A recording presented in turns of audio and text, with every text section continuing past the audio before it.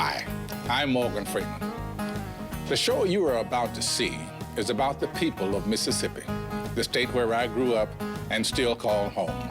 It's a well-known fact that from this country's earliest days, Mississippians have helped change the face of American life in science, art, industry, athletics, and entertainment. So come with me now to Mississippi as we celebrate the resilience, strength, and unselfish resourcefulness of its people.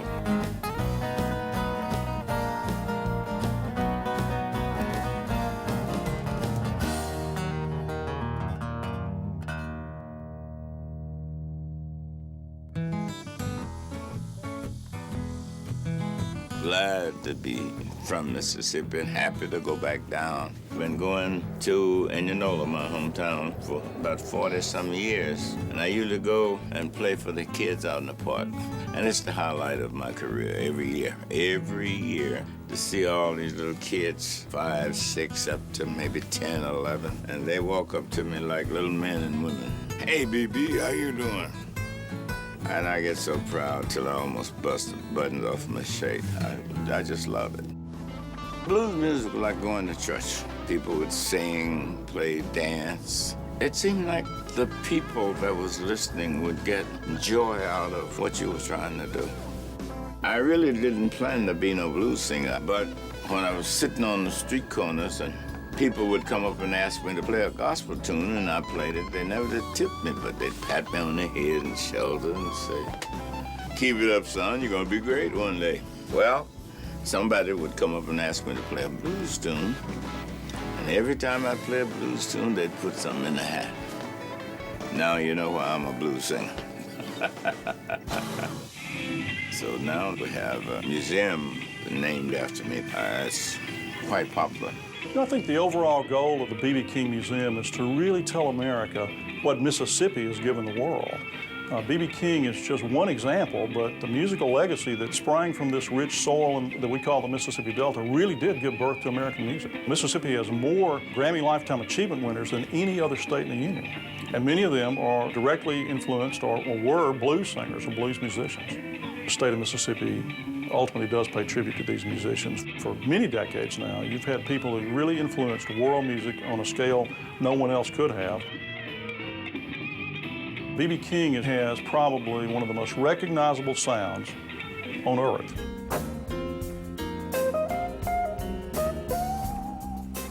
When you hear that sound emanate from the guitar, you know after the first lick usually that it's Riley B. King, or B.B. King as everyone calls him today. I think Bonnie Raitt said it pretty well. She said that B.B. King has probably influenced more guitar players than anyone ever has or ever will.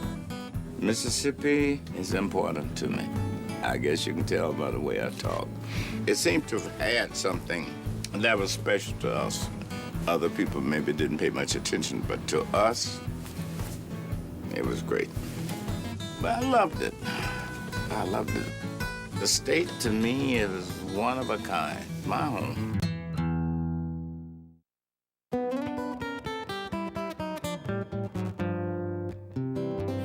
I'm George Booth, and I'm the president of Tupelo Hardware Company. We're located on Main Street in downtown Tupelo. My grandfather started this store in 1926, and this has been a family business for 3 generations. We're famous for a lot of things here at Tupelo Hardware, and one of them is selling Elvis Presley his very first guitar.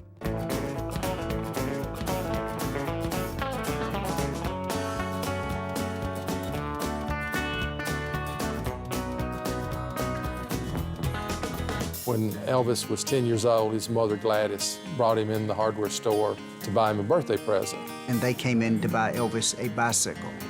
When they came in the store, Elvis stopped in front of this counter because Elvis spotted a .22 rifle hanging on that wall up there. And so Elvis decided he wanted the rifle instead of the bicycle.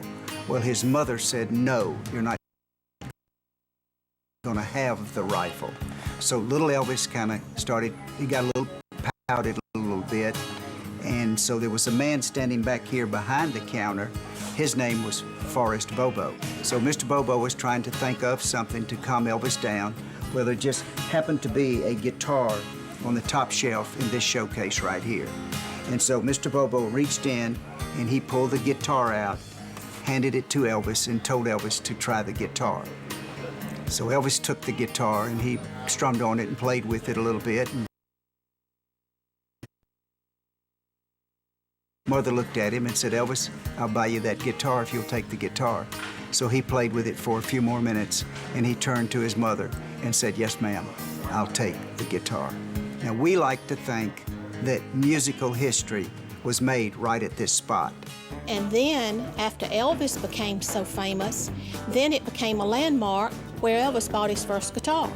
We have probably 25,000 people a year that come through our store for Elvis. We have small groups, big groups, bus loads, tourists from around the world.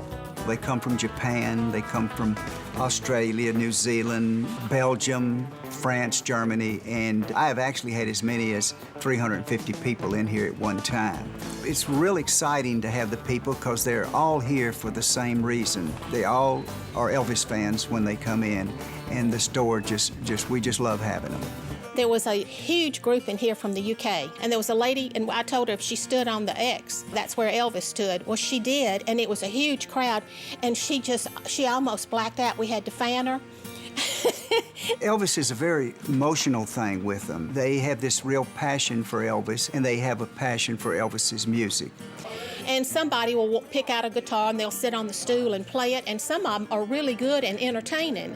And then we have some that are so awful, we just have to say, "Oh, we've got to get to the phone or something." So anyway, we hurry them up.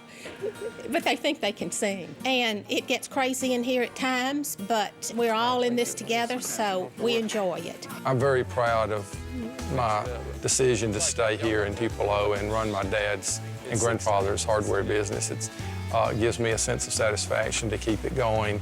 And we really enjoy our notoriety as an Elvis tourist venue. And we have a lot of fun with it. I think Elvis always had a piece of Mississippi in him. The town has embraced him, the state has embraced him, and we're just so thankful that we do have Elvis's music. His plan was to ride his family and cruise the coast in the convertible Triumph. But this tragedy happened about 3 weeks ago. After the accident, I felt like this is something I really want to do for my dad.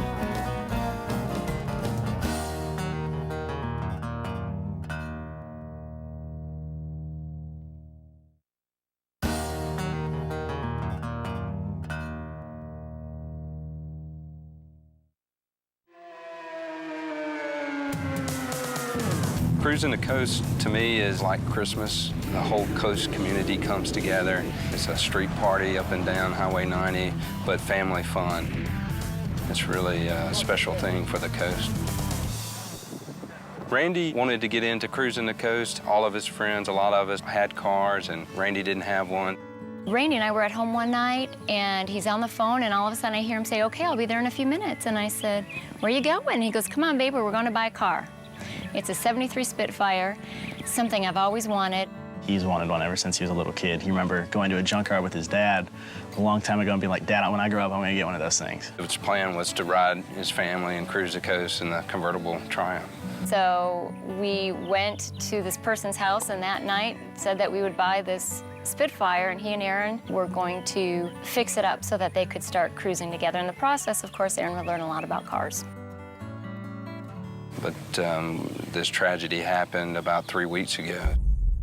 Randy was an officer in the Air Force. They paid for his medical school. He owed them 4 years service after residency, which brought us down to Mississippi, and we love the Gulf Coast so much that we decided to stay. Randy was the ultimate ER doctor. If you could take all the qualities of ER doctor and put them together, that was Randy. He was cool-headed, smart, fast. He was our best ER doctor.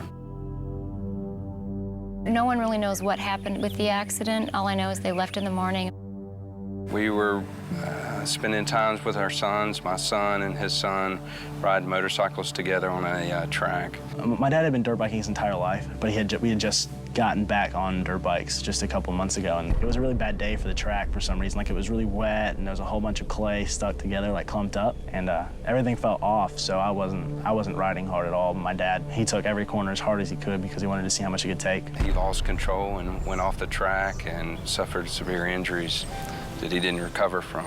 After the accident, I went straight to the hospital with Mark, and the ride over there was pretty hard, and me and Mark were crying, and you know, it was a tough day, but we stayed at the hospital for 1 or 2 nights. Once we knew that Randy was legally gone, he didn't want to be there anymore, and he came home, and without even talking to me, he got online and ordered the license plate of the picture of him and his dad, and it says "Forever My Father" on it. And when I came home from the hospital, he was out there working on the car. Well, after the accident, I felt like this is something I really want to do for my dad. My dad's friends have always been like second fathers to me, and they're always really close to me, and they're always willing to help me out, no matter what. This is my clutch, right? Or my brake. That's your brake master cylinder. My master cylinder, this is the clutch. Randy had already asked me before this happened to help him do some things to the car and get it running for cruising the coast. And once he passed away, I told Aaron we would help him. That was one of Aaron's biggest wishes, to go ahead and get the car ready so he could do what his dad wanted to do. What is amazing about the Gulf Coast in particular, and this might happen everywhere, and I'm just feeling it now because we're going through this. Mark and Dave and grandpas and I mean, just all of these people want to do something. We're talking welding seat frames, and everybody they were taking rims off the car. They were spending hours. Grandpa was spending hours on the brakes. I mean, everybody was working to get this car ready so that Aaron could ride and cruise in the coast. Truly phenomenal. Family is a big part of what we do down here, but it's not just immediate family, it's your other family members as well. But in the South, people who you consider to be friends are also considered to be your family down here. It's the most wonderful part of the country, and down here, when tragedy happens, no matter what it is, we all pull together. One of the things that I said just a few weeks ago was that I couldn't imagine ever experiencing joy again. And today in the car, for the first real time, I experienced joy. Just being with him and talking about Randy, I couldn't imagine feeling joy for a long time. So it was huge.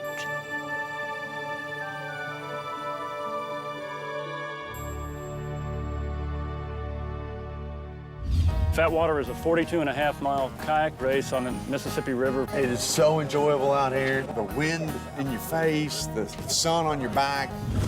When you go to a rally and you see all of these majestic balloons take off, you will be amazed at the way it makes you feel.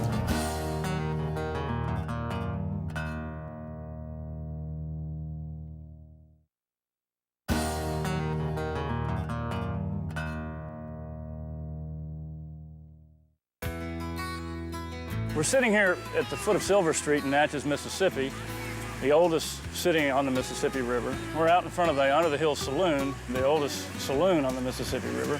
Here in Natchez, the history of the river is storied. It's 2,300 and some odd miles long. It crosses from the frost zone up in Minnesota at the headwaters all the way to the Gulf of Mexico. I grew up in Natchez, Mississippi. The river is the greatest asset that this town has. So I decided I was going to turn it into a recreational commodity and see if we couldn't benefit the town.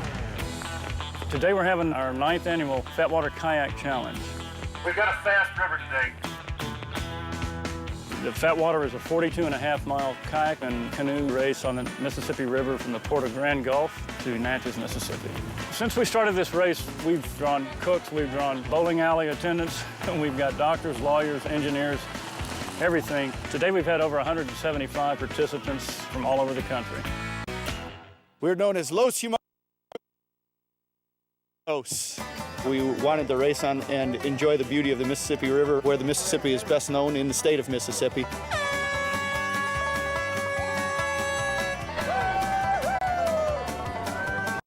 I came to Natchez today for the race, which is a great experience the Mississippi offers. It's really a beautiful state, and it has a lot more to offer than people think it does. Being an amputee, once I'm on the water, everything's the same. Okay, I'm on the same boat as anybody. Getting in and getting out's kind of a pain. People actually have to help me put my boat in the water, and people always do. People are very nice. My family has been in Natchez 4 or 5 generations. We didn't utilize the Mississippi River. It always had an aura of being high risk and very dangerous. In years past, you never saw kayakers on the river. The things that this river has seen, I mean, where we are right now, Civil War battleships came up and down this river to get to Vicksburg. It's not like, well, we think they were kind of here. I mean, this is where it happened. The key is just to respect this. I mean, it is an enormous volume of water, an enormous amount of energy, and as long as you respect it, you can enjoy it. And as people have become more knowledgeable, you start to see kayak races with 200 boaters, and you start to see duck hunters come out and really participate in the river. Cat fishermen, commercial fishermen, and just a lot of people enjoying this great resource we have. How y'all doing? On any given year, there will be individuals who will kayak the length of the Mississippi River. That's a challenge. That's a commitment. And yet we see this over and over again. There seems to be some magic to being on the Mississippi River for an extended period of time. I started in Lake Itasca, Minnesota. It's the headwaters of the Mississippi. And I've been on the water 68 days to get here to Natchez, Mississippi, and I've been solo canoeing all the way down. There's a mythical aspect to the Mississippi. It's just a really cool river. It goes through 10 states, it drains 35. It's just a majestic river. It's a lot of fun to travel through. When I finish, it's something that I can tell people that I can look back on my life and I've seen a large part of my country. I saw a beautiful part of my country down here in Mississippi.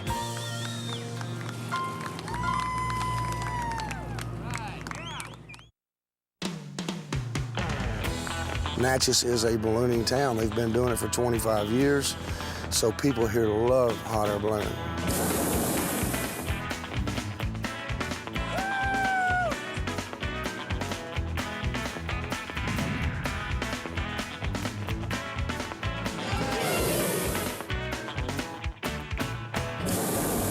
I've been flying in the Great Mississippi River Balloon Race for 7 years. It's without a doubt the #1 spectator event in Mississippi. You got the beautiful scenery and all the other attractions of Natchez, plus you got 40 or 50 balloons in the air and decorating the sky. It's just an incredibly wonderful event. It's balloons, it's music, it's food, it's people from multiple states, and it's just an incredible visual delight to see about 60 hot air balloons drifting down the river. We've had pilots that have been coming all 25 years, and we generally have a waiting list because word of mouth among the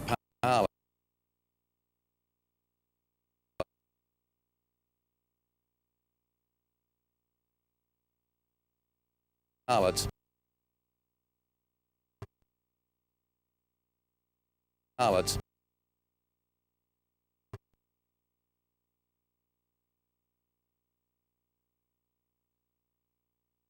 pilots pilots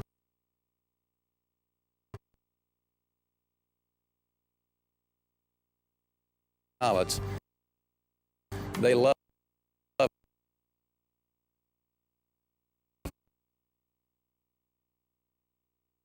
across the river.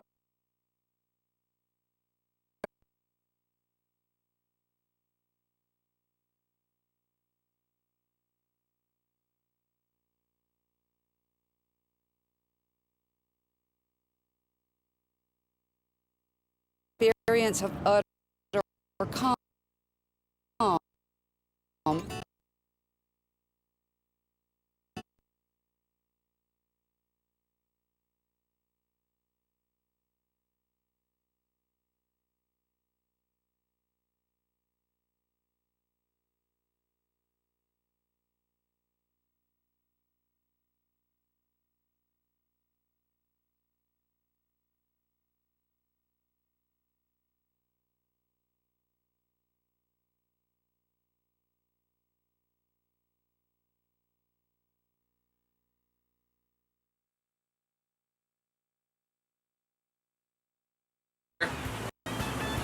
That's really what I'm looking for.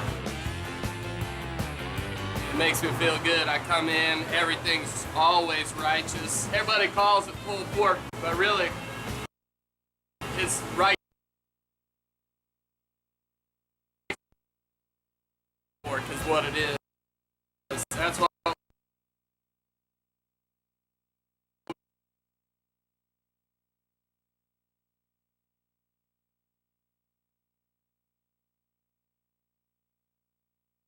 So, oh, what is this down here, Jim? Oh, man, just random crap. Hearing aid batteries. Oh, hearing aid batteries. Okay, there's more.